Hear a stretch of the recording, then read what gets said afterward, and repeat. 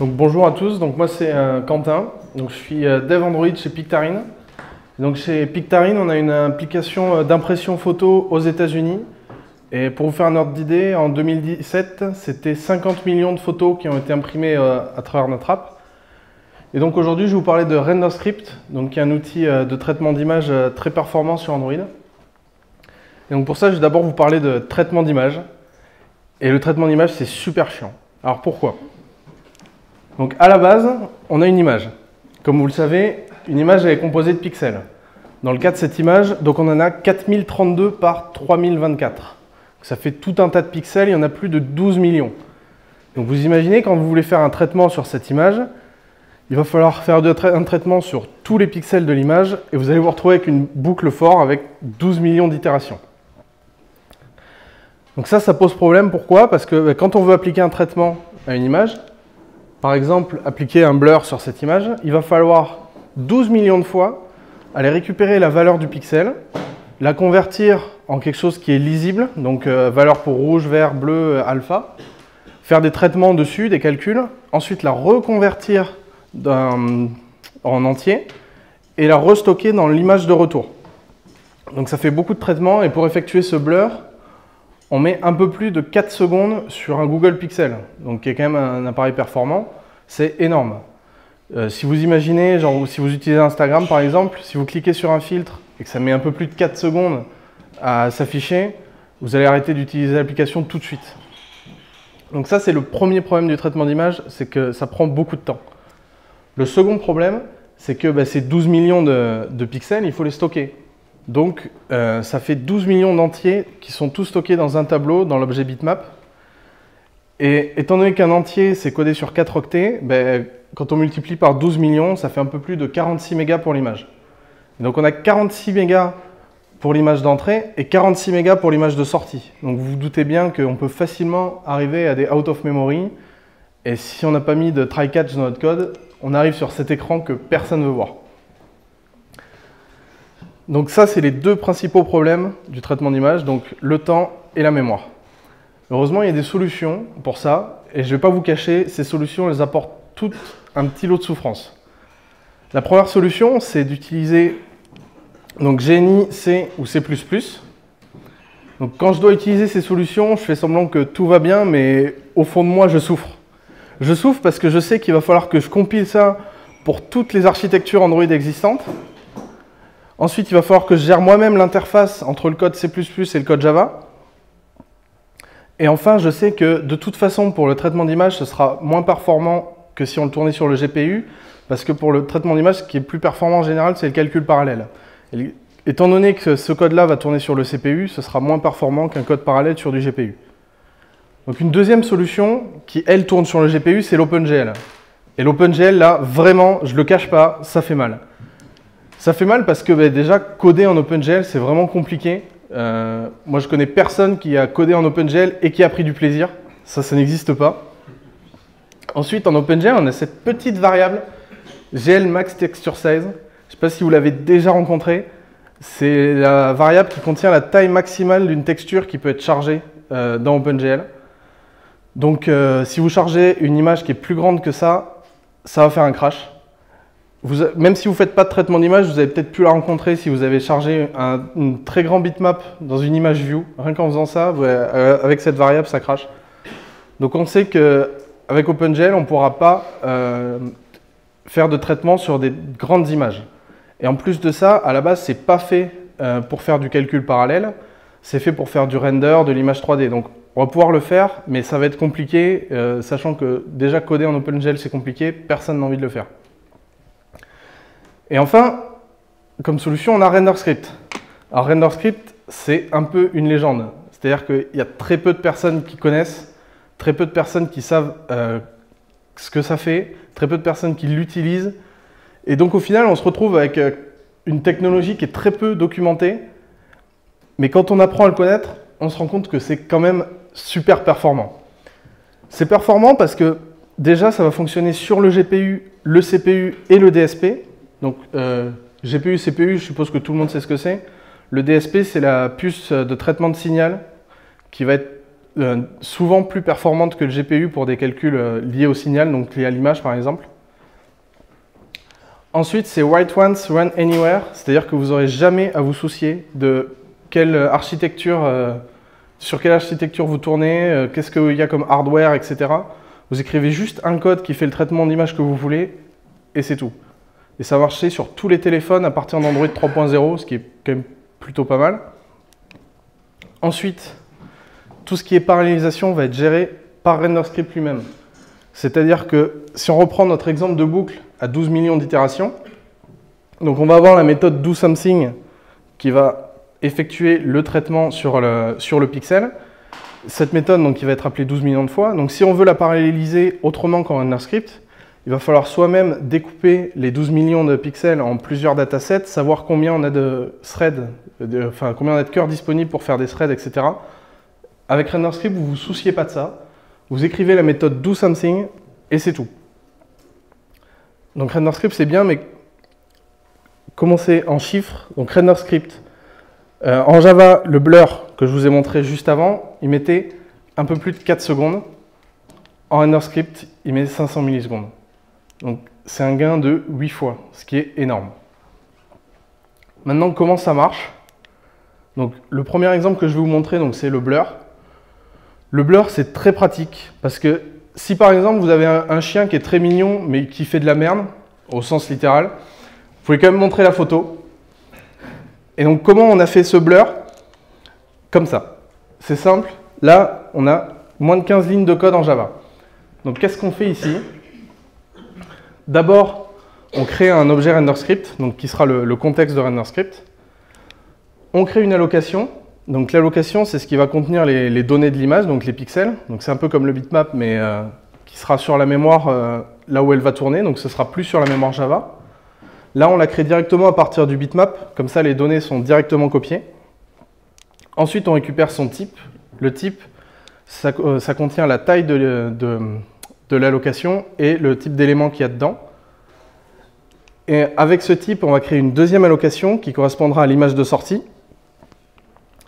Et enfin, donc, on crée le script qui est juste une classe Java instanciée. On lui passe les paramètres. Donc là, on lui donne le rayon pour le blur. Plus le rayon est élevé, plus c'est flou. Plus le rayon est faible, plus c'est net.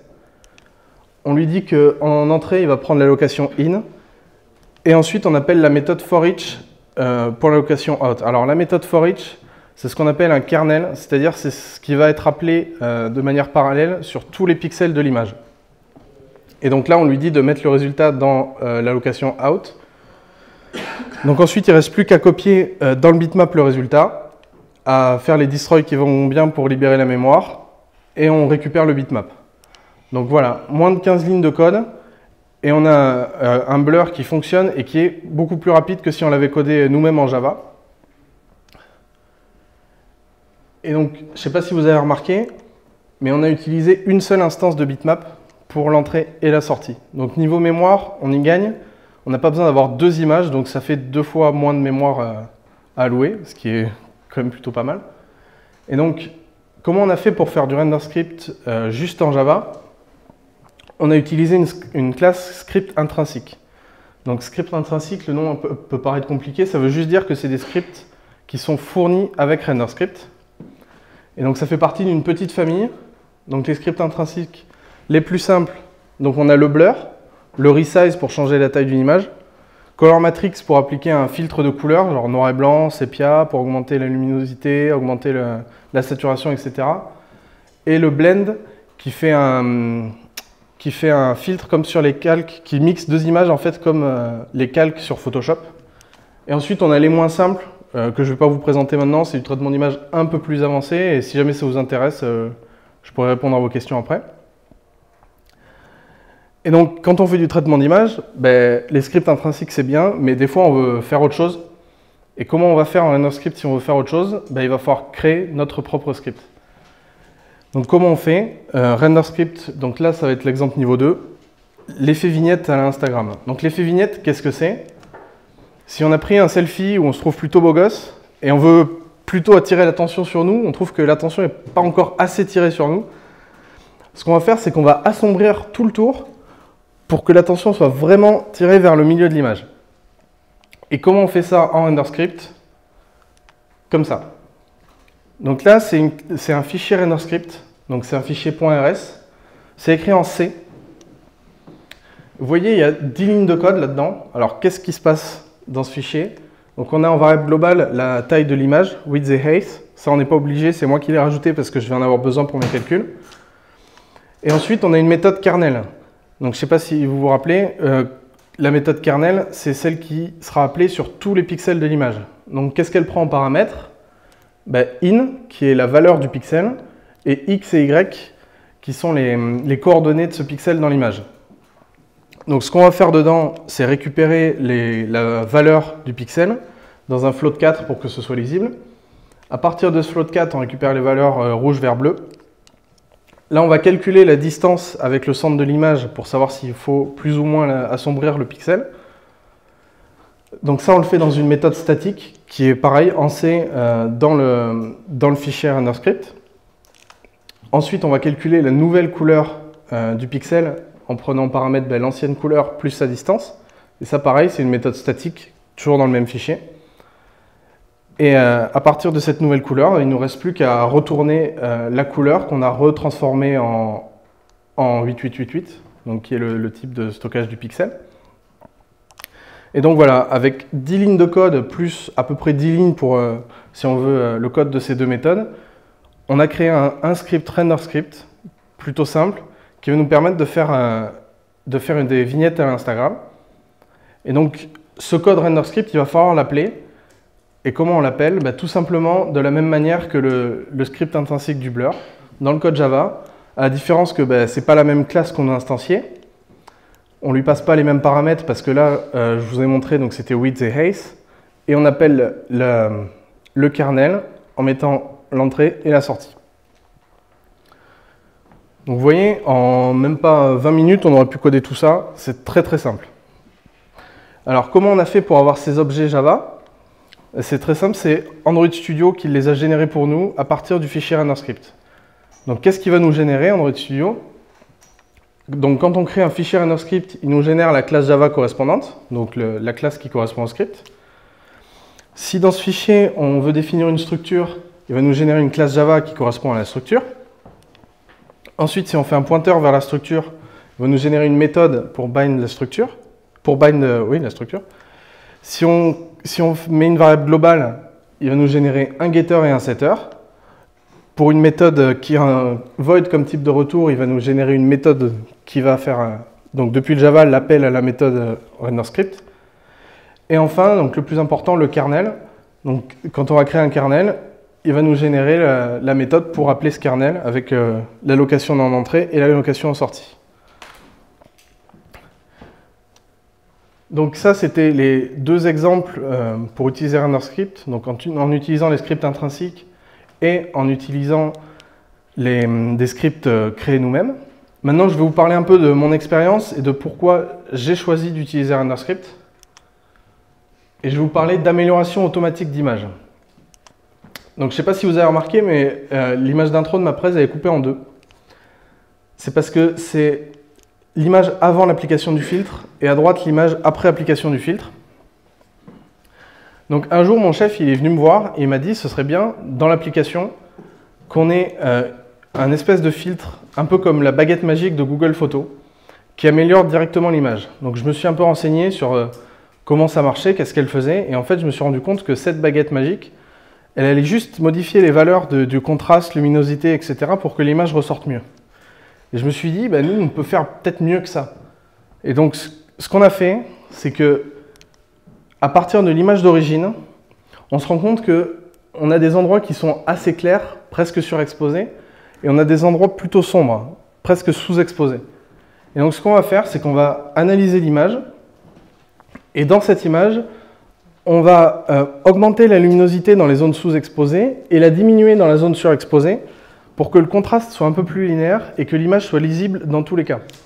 Et donc à partir de cette image, on obtient ça. Donc cet algorithme, je vais vous montrer un peu comment il fonctionne. Donc on repart de l'image d'origine. La première étape, c'est de transformer en YUV, qui est un autre modèle de couleur. Sur le channel Y, on va faire une égalisation d'histogramme pour le retransformer en RGB et obtenir une image beaucoup plus claire.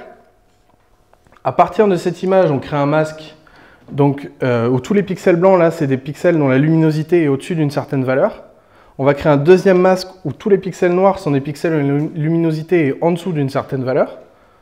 Ensuite, sur le premier masque, on va effectuer un blur avec un très grand rayon. On va le multiplier par le deuxième masque. On va effectuer un blur avec un plus petit rayon. Et à partir de ce masque, on va modifier la luminosité. Donc, aux endroits où c'est sombre, on va augmenter la luminosité. Et aux endroits où c'est clair, on va baisser la luminosité sur l'image d'origine et sur l'image après égalisation d'histogramme pour enfin mixer les deux et obtenir l'image finale. Donc là, vous vous rendez compte quand même que c'est un algorithme où il y a quand même beaucoup d'étapes et donc ça prend du temps. Et donc quand j'ai créé l'algorithme, à la base, je l'ai créé en Java parce que c'est ce que je savais faire et que j'avais pas envie de m'embêter à intégrer une technologie de traitement d'image si j'étais pas sûr que l'algorithme n'allait pas fonctionner. Et une fois que j'étais content du résultat, j'ai commencé à me soucier des performances. Et donc en Java, toujours sur mon Google Pixel, le temps de traitement il était supérieur à 15 secondes. Ce qui est énorme, hein. Si on reprend l'exemple d'Instagram, si vous cliquez sur un filtre et que vous devez attendre 15 secondes pour qu'il soit appliqué, je pense que l'application, vous la désinstallez direct. Et donc, j'ai commencé à vouloir chercher une solution. Et mon lead dev m'a parlé de RenderScript. Et il m'a dit, si tu arrives à faire marcher RenderScript pour ça, t'es un boss. Donc je me suis dit, je vais le faire. Je me suis documenté, c'était quand même compliqué parce que voilà, il n'y avait pas beaucoup de documentation sur Internet. Et après ça, donc, j'ai réussi à coder mon algo en RenderScript. Donc c'est quand même 10 étapes. J'ai plus de 6 scripts custom, plus des scripts intrinsèques. Et sur 90% des devices de nos utilisateurs aux États-Unis, donc il y a vraiment des devices de merde, hein, ils ont même des Moto G, des trucs comme ça, le filtre met moins d'une seconde à être appliqué. Donc ce qui est un gain de plus de 15 fois. Donc voilà, j'espère vous avoir convaincu que RenderScript c'est bien, il faut l'utiliser, c'est une technologie vraiment puissante qui gagne à être connue et qui est à mon goût trop peu connue. Donc même si vous ne faites pas de traitement d'image, vous pouvez l'utiliser. Si jamais vous faites des vues et que vous voulez créer votre ombre vous-même parce que la vue a une forme bizarre, vous créez l'ombre avec une autre vue et juste vous appliquez un blur dessus sur un canvas, c'est très simple. Et donc si vous voulez, j'ai écrit un article Medium sur RenderScript si vous voulez en savoir plus. L'article a été relu et corrigé par l'équipe RenderScript chez Google, donc vous pouvez vous y fier. Donc voilà, merci beaucoup.